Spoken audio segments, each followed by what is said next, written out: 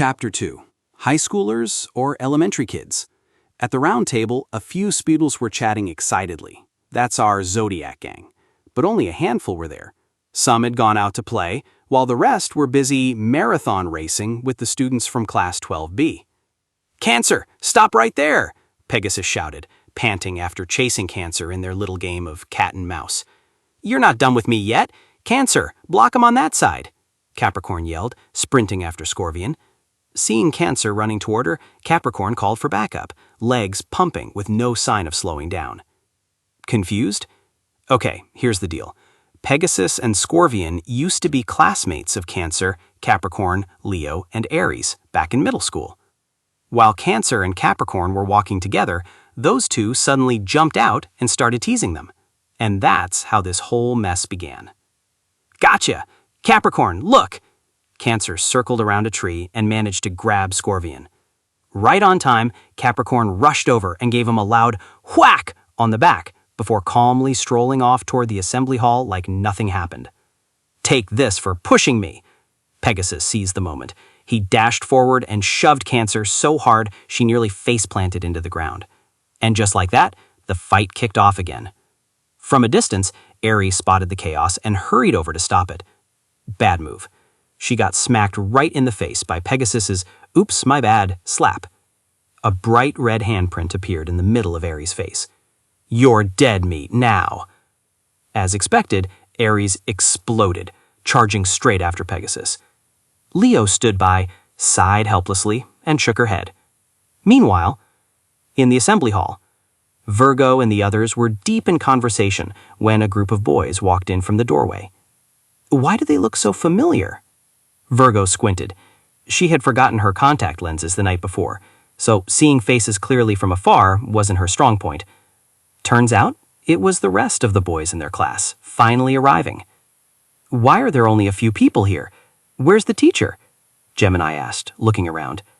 "He left just a moment ago, over there." Aquarius pointed toward the stage. Sure enough, their home teacher, Mr. Ophiuchus, was lounging on the teacher's chair, chatting with other staff. "So, where's everyone else?" "They'll show up soon. Probably still out running around." Libra tilted her gaze toward the window. The boys exchanged puzzled looks at her answer. Not long after, when everyone had gathered, a deep voice echoed from the podium, pulling all eyes forward and silencing the hall. Ahem. "Welcome, students, to Zodiac Star Academy, a school for the brightest and most talented in the city." And there it was, the infamous opening speech. Every student already knew what was coming, a full hour-long monologue. Luckily, our Zodiac gang had prepared snacks and drinks, munching happily while the other classes slumped in boredom. Finally, after what felt like a century, freedom arrived. Hallelujah. But wait, how were they supposed to find their classroom? The academy was huge, and their teacher had forgotten to give them direction. Of course, he was nowhere to be found when they needed them most. Other classes had teachers guiding them, while 12A students stood there like lost puppies. "All right, everyone, follow me. I'll take you to your classroom now. Sorry for being late. I had some personal matters to attend to," said Mr. Ophiuchus, their home teacher. "Yeah, right. We know your personal matters are just gossiping," the 12 thought in unison. The whole class followed him out of the central hall. After walking down a long corridor, he stopped in front of a gray wooden door with fresh flower pots hanging above it. A blackboard next to the door proudly displayed Class 12A. "Here we are. From now on, this will be your classroom." Inside was a spacious room, neatly arranged desks, a weapon display cabinet, small plants on the windowsill, a lab table, and all sorts of equipment. Everything looked perfect, except our Zodiac gang had one thing on their minds: seats. Before the teacher could even blink, the students stormed in to claim seats. It was chaos, an all-out war, worthy of being written into the school's history books. 15 minutes later, everyone finally settled down. The seating chart looked like this.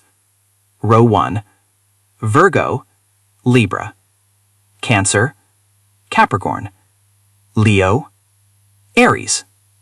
Row 2, Pisces, Aquarius, Scorpio, Taurus, Gemini, Sagittarius. Mr. Ophiuchus trudged in, looking like he had aged 10 years. He dragged himself to the teacher's desk, forced a deep breath, and spoke. "Hello, everyone. Let me introduce myself. I'm Ophiuchus, your homeroom teacher and also your math teacher." "Oh, so you're Fusa," Sagittarius called out from the back, earning a burst of laughter from the class. The teacher forced himself to ignore it. It was only the first day, after all. "Come on, teacher, we all know you already.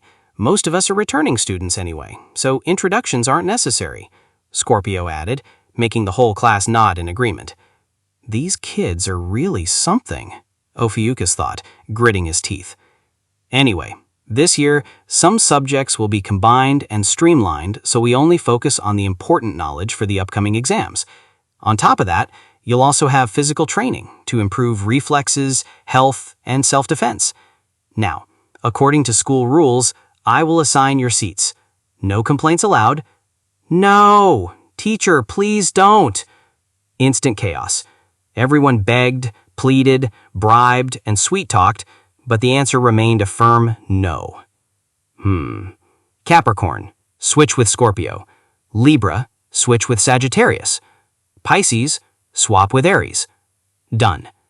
The final seating chart was row 1, Virgo, Sagittarius, Cancer, Scorpio, Leo, Pisces. Row 2, Aries, Aquarius, Capricorn, Taurus, Libra, Gemini. I hope with these seats you'll be able to support each other in your studies, especially those of you who slack off. "Yes, sir," the class answered in unison.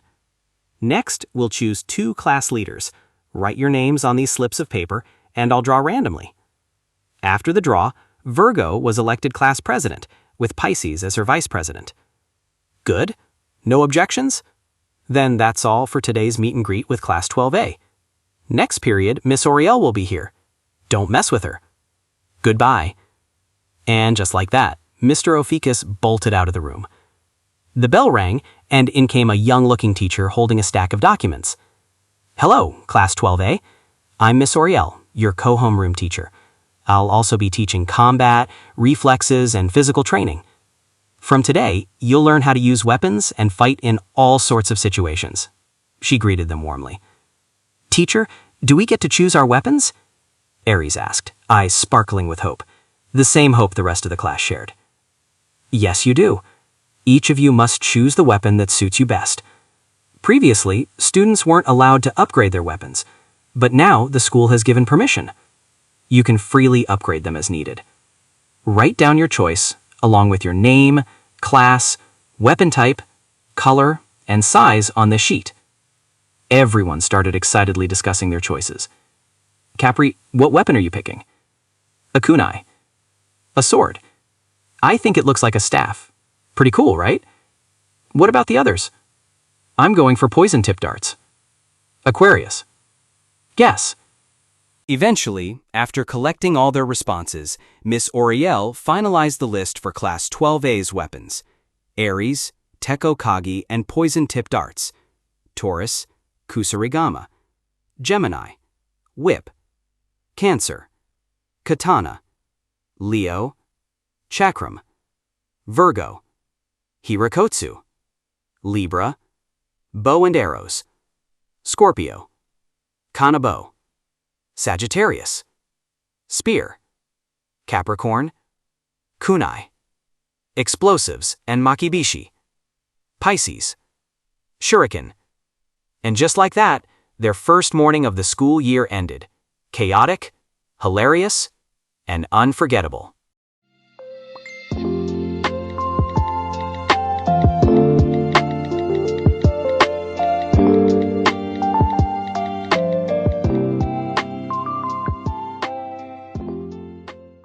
You've just listened to a podcast from Luna BU3, the exclusive audio channel for the story Life is Beautiful with You, the 12 Zodiac Signs version.